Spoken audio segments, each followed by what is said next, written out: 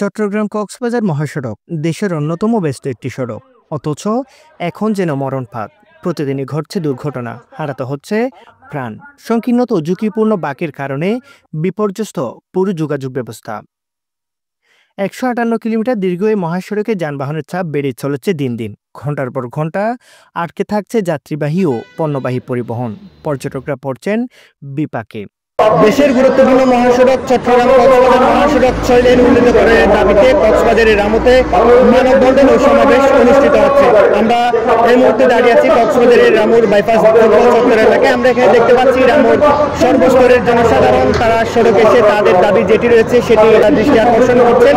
আমরা এখানে দেখতে পাচ্ছি যে রামুর সর্বস্তরের জনসাধারণের পাশাপাশি এখানে বিভিন্ন সাংস্কৃতিক সংগঠন, শ্রমিক সংগঠন, তারপর বিভিন্ন শিক্ষা প্রতিষ্ঠানের শিক্ষার্থীরাও তারা সড়কে নেমে এসেছে তাদের দাবি আদায়ের লক্ষ্যে। সম্মিলিত নাগরিক পরিষদের ব্যানার আয়োজিত এ কর্মসূচিতে অংশ নেই অন্তত অর্ধশতাধিক সংগঠন ও শিক্ষা প্রতিষ্ঠানের প্রতিনিধিরা। বক্তারা বলেন, দেশের অন্যতম পর্যটন নগরী কক্সবাজারে লাখো পর্যটক এলেও এই মহাসড়কে রয়েছে অবহেলা। সড়কের প্রশস্ততা মাত্র 18 থেকে 34 ফুট, আর হঠাৎ করে উপসড়ক থেকে গাড়ি উঠে আসায় বাড়ছে দুর্ঘটনা। গত 11 এপ্রিল উপদেষ্টা মোহাম্মদ ফাউজুল কবির খান সড়কটি 6 লেন উন্নত করার আশ্বাস দিলেও এখনও কাজ শুরু হয়নি। এ অবস্থায় রামু উপজেলা নির্বাহী কর্মকর্তার মাধ্যমে প্রধান উপদেষ্টার বরাবরে স্মারকলিপি দিয়েছেন স্থানীয়রা।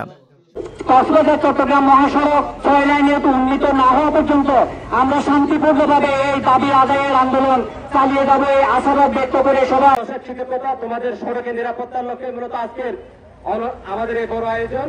কক্সবাজার থেকে চট্টগ্রাম পর্যন্ত এই সড়কটি অত্যন্ত ঝুঁকিপূর্ণ এবং সংকুচিত হওয়ার কারণে আমরা দীর্ঘদিন ধরে এখানে প্রতিনিয়ত দুর্ঘটনার শিকার হচ্ছে। এই দুর্ঘটনা থেকে পরিত্রাণের জন্য আমরা সরকারের উচ্চ মহলে দাবি জানানোর জন্য সিদ্ধান্ত নয়, আমরা বাস্তবায়ন চাই। নিরাপদ ও উন্নত যোগাযোগ ব্যবস্থা চাই কক্সবাজারবাসী। 6 লেনের দাবিতে আজ কণ্ঠ মিলিয়েছে সবাই। এবার কি তাহলে ঘুম ভাঙবে সংশ্লিষ্ট কর্তৃপক্ষের?